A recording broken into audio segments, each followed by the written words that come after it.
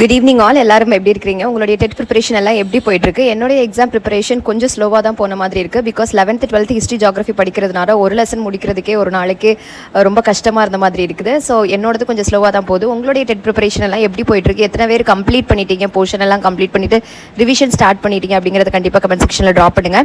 இன்னைக்கான வீடியோ வந்து பர்டிகுலரான 7 மிஸ்டேக்ஸ் வந்து இந்த டெட் ஆஸ்பிரன்ஸ் நீங்கள் எக்ஸாம்க்கு அப்பியர் ஆக போகிறதுக்கு முன்னாடி எதெல்லாம் அவாய்ட் பண்ணணும் அப்படிங்கிறத பற்றி தான் ஃபுல் ஃப்ளெஜ்டாக நான் சொல்ல போகிறேன்.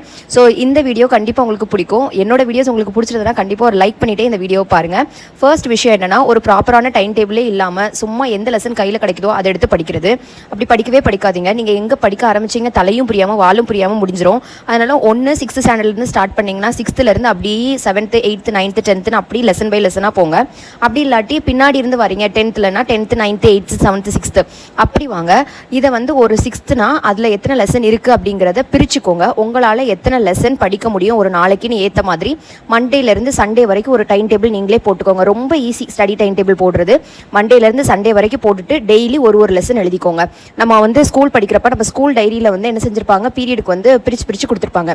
அதே மாதிரி ஒரு பாக்ஸ் போட்டுக்கோங்க. பாக்ஸ் போட்டுட்டு இங்கிலீஷ் தமிழ் என்ன மேஜராக இருக்கீங்களோ அந்த மேஜர், அது போக ஒரு சைக்காலஜி, எந்த அதுலத்தையும் பிரிச்சுட்டு நீங்கள் வந்து என்ன செய்யுங்க, ஒவ்வொன்றுத்துக்கும் ஒவ்வொரு நாளும் ஒவ்வொரு டாபிக் வச்சு படிக்க உங்களுடைய கெப்பாசிட்டிக்கு ஏற்ற மாதிரி தயவுசெய்து டைம் டேபிள் போடுங்க. அதிகமான டாபிக்ஸை இன்க்ளூட் பண்ணிவிட்டு அதை படிக்க முடியலங்கிறதுனால அது அப்படியே அடுத்த நாளுக்கு ஸ்கிப் ஆகும். அப்படி அடுத்த நாளைக்கு ஸ்கிப் ஆச்சு அப்படின்னா ஐயோ நம்மளால் படிக்க முடியலையேங்கிற மோட்டிவேஷன் உங்களுக்கு குறையும். அதனால் எப்போவுமே டைம் டேபிள் போடும்போது மனசில் ஞாபகம் வச்சுக்க வேண்டிய மொதல் விஷயம், நம்மளால் இன்றைக்கி நம்ம போட்டுக்கக்கூடிய இந்த டைம் டேபிளை முடிக்க முடியுமா, அதுக்கேற்ற மாதிரி போடுங்க. ஒருவேளை உங்களால் முடிக்க முடியலனா கூட நெக்ஸ்ட் நாள் அந்த டைம் டேபிளை ரெக்டிஃபை பண்ணுங்கள். புதுசாக ஒரு டைம் டேபிள் ஃப்ரெஷ்ஷாக போடணும்னு இல்லை, குட்டியாக பக்கத்துலேயே எதை குறைக்கணுமோ எதை கூட்டணுமோ அப்படி போட்டுக்கோங்க. அதனால் முக்கியமாக ஒரு ஸ்டடி பிளானை ப்ராப்பராக நீங்கள் ஒவ்வொரு நாளைக்கு அந்த ஸ்டடி பிளானை கம்ப்ளீட் பண்ண உங்களுக்கு ஒவ்வொரு போர்ஷனாக முடிஞ்சிட்டே இருக்கும். ஸ்டடி பிளான் இல்லாமல் இங்கே ஒரு லெசன் அங்கே ஒரு லெசன் சம்மந்தமே இல்லாமல் படிச்சிங்கன்னா கண்டிப்பாக நீங்கள் சக்ஸஸ் ஆகிக்க மாட்டீங்க. இப்படி நிறைய பேர் ப்ராப்பராக படிக்காமல் தான் பாதியிலே வந்து ஸ்கிப் அவுட் ஆகிட்டு போயிறாங்க. அதனால் இந்த மிஸ்டேக்கை கண்டிப்பாக பண்ணவே பண்ணாதீங்க. மிஸ்டேக் நம்பர் 2 என்னன்னா, நம்மளுடைய எக்ஸாம் பேட்டர்னை வந்து நம்ம மிஸ் பண்ணுறது. இப்போ ஃபார் எக்ஸாம்பிள் நம்ம இங்கிலீஷ் எடுத்துக்கிட்டோம் அப்படின்னா அதிகமான மார்க்ஸ் வந்து எதுலேருந்து வரும் அப்படின்னா கிராமர்லேருந்து தான் வரும். அப்போ அந்த எக்ஸாம் பேட்டர்ன் எப்படி இருக்கும், கிராமரில் தான் அதிகமாக ஃபோக்கஸ் பண்ணியிருப்பாங்க, ரொம்ப கம்மியாக தான் ப்ரோஸ் போயம்லாம் ஃபோக்கஸ் பண்ணியிருப்பாங்க. அப்போ எக்ஸாம் பேட்டர்னே அப்படி தான் கேட்க போகிறாங்க, கிராமர்லேருந்து தான் கேட்க போகிறாங்க. கிராமருக்கு அதிகமான கான்சன்ட்ரேஷன் கொடுக்க போகிறாங்க, தமிழுக்கு அதிகமான கான்சன்ட்ரேஷன் கிராமருக்கு கொடுக்க போகிறாங்க, சைக்காலஜியில் தியரிஸ் வரும். ஸோ எந்த மாதிரியான எக்ஸாம் பேட்டர்ன் வேணுமோ அதுக்கேற்ற மாதிரி தான் படிக்கணுமே தவிர நமக்கு என்னெல்லாம் தோணுதோ அதை படிக்கக்கூடாது. அப்படி படிச்சிங்க அப்படின்னா கண்டிப்பாக நமக்கு வந்து எக்ஸாமில் மார்க் கிடைக்கவே கிடைக்காது. இங்கிலீஷில் கிராமர் படிங்க, தமிழுக்கு கிராமர் படிங்க, சோஷியலில் எந்தெந்த லெசன்ஸ்லாம் இம்பார்ட்டண்ட்டாக ரிப்பீட்டடாக கேட்குறாங்களோ அதை எடுத்து படிங்க.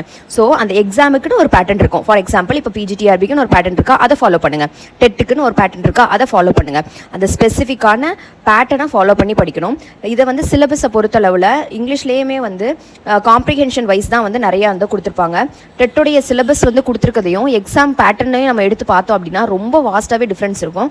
முடிஞ்ச அளவுக்கு நான் ஆல்ரெடி இங்கிலீஷ்க்கு வந்து எந்த டாபிக்ஸ்லாம் கவர் பண்ணணும்னு ஒரு டெடிகேட்டட் வீடியோ கொடுத்துருக்கேன், மேலே ஐ பட்டனில் கொடுக்க ஒரு தடவை செக் பண்ணி பாருங்கள், ரொம்ப யூஸ்ஃபுல்லாக இருக்கும் உங்களுக்கு.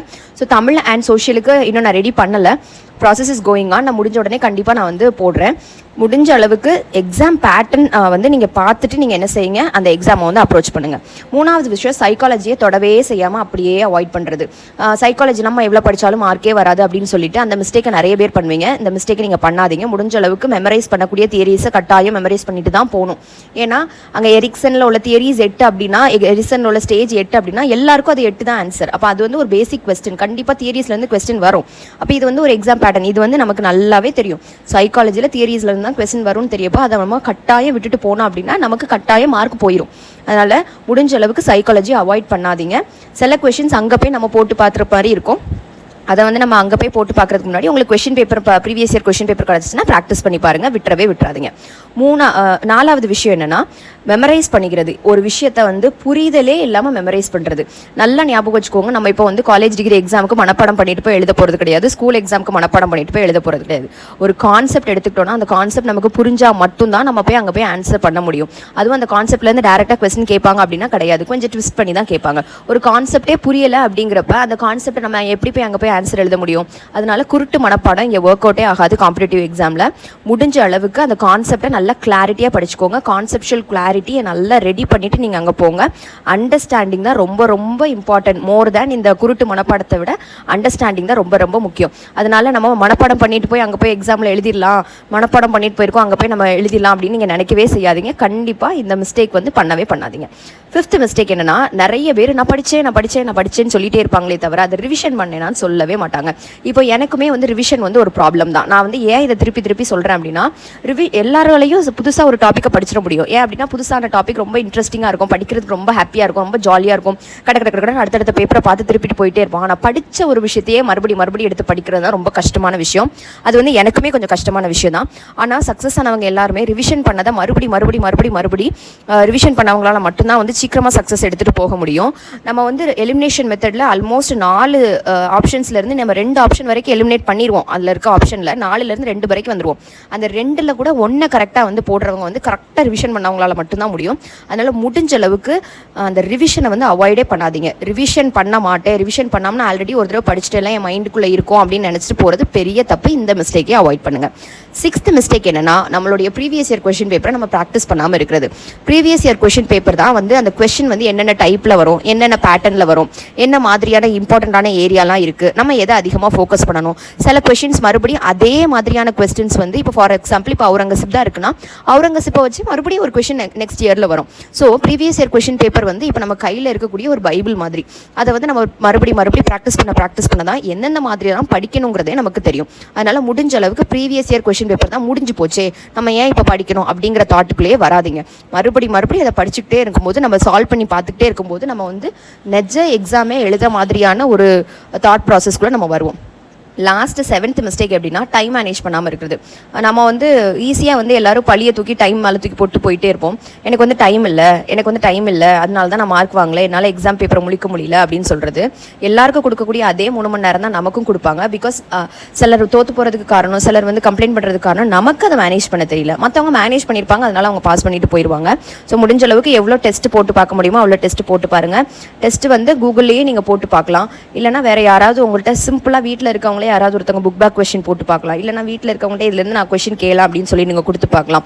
ஸோ முடிஞ்ச அளவுக்கு எவ்வளோ குட்டி டெஸ்ட்டாக ஒரு 15 மினிட்ஸ்க்கு ஒரு டெஸ்ட் எழுதுங்க, 30 மினிட்ஸ்க்கு ஒரு டெஸ்ட் எழுதுங்க, அப்புறம் 1 ஹவருக்கு எழுதுங்க, அப்புறம் 2 ஹவருக்கு எழுதுங்க, 3 ஹவருக்கு எழுதுங்க. அப்படி கொஞ்சமாக பில்ட் பண்ணுங்கள். Time management is very very important. முடிஞ்ச அளவுக்கு இந்த 7 மிஸ்டேக்ஸையுமே நீங்கள் அவாய்ட் பண்ணிட்டீங்கனாலே கொஞ்சமாக உங்களுடைய டெட் ப்ரிப்பரேஷன் நீங்கள் ஸ்ட்ராங் ஆயிடுவீங்க. ஆக்சுவலி இந்த மாதிரி காம்படிட்டிவ் எக்ஸாம்ஸ்க்குலாம் நிறைய மிஸ்டேக்ஸ், நிறைய மெத்தட்ஸ் எல்லாம் ஃபாலோ பண்ண வேண்டியது இருக்குது. இந்த மிஸ்டேக்ஸ் அவாய்ட் பண்ணால் மட்டும் தான் நம்ம கரெக்டாக அதில் ஷைன் பண்ண முடியும்.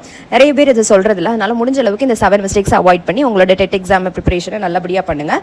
உங்கள் எல்லாத்துக்கும் இந்த வீடியோ பிடிச்சிருக்கோம் அப்படின்னு நினைக்கிறேன். Thank you. Have a very good day.